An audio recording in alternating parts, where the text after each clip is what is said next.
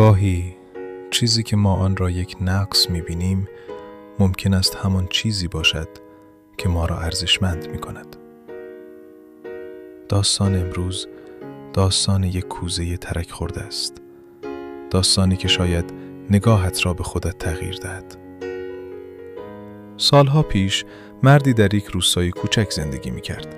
کار او این بود که هر روز از چشمه آب بیاورد.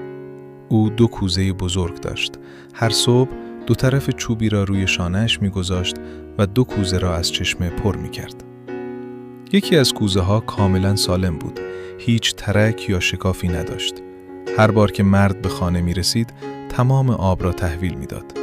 اما کوزه دیگر ترک کوچکی داشت. هر روز بخشی از آب از آن بیرون می‌ریخت. وقتی مرد به خانه می‌رسید، نیمی از آب باقی مانده بود. کوزه‌ای سالم به خودش افتخار می‌کرد. او خوشحال بود که می‌تواند تمام کاری را که از او انتظار می‌رود انجام دهد. اما کوزه‌ای ترک خورده غمگین بود. با خودش فکر می‌کرد من یک کوزه خراب هستم. من نمی‌توانم مثل کوزه دیگر مفید باشم. هر روز باعث زحمت صاحبم می‌شوم. روزها گذشت، هفته‌ها گذشت و کوزه ترک خورده هر روز بیشتر احساس ناراحتی می‌کرد. تا اینکه یک روز در مسیر بازگشت از چشمه کوزه آرام گفت ببخشید. مرد پرسید برای چه؟ کوزه گفت چون من ناقص هستم. تو هر روز برای آوردن آب زحمت می‌کشی، اما من نمی‌توانم کاری که باید را انجام دهم. به خاطر ترک من بخشی از آب همیشه هدر می‌رود. مرد لبخند زد و گفت آیا تا به حال به گل‌هایی که کنار مسیر رشد کردند توجه کرده‌ای؟ کوزه با تعجب نگاه کرد. مرد ادامه داد من سال‌هاست که از ترک تو خبر دارم. برای همین در سمت تو دانه‌های گل کاشتم.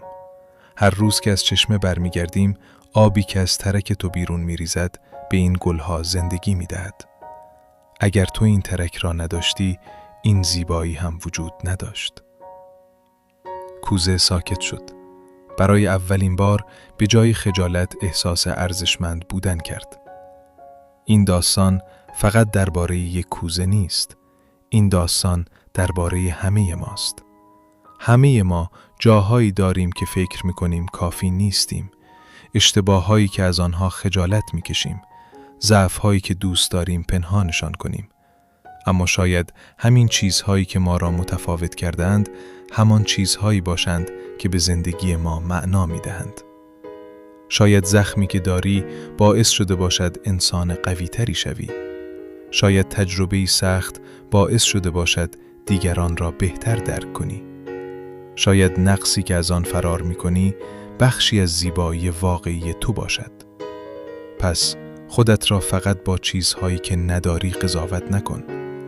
گاهی ترک‌های ما همان راه‌هایی هستند که نور از آنها وارد زندگیمان می‌شود. اگر این داستان نگاهت را تغییر داد، کانال اندیشه را دنبال کن و یادت باشد هیچ کس کامل نیست، اما هر کسی می‌تواند چیزی زیبا به این دنیا اضافه کند. تا ویدیوی بعد مثل عقاب اوج بگیر.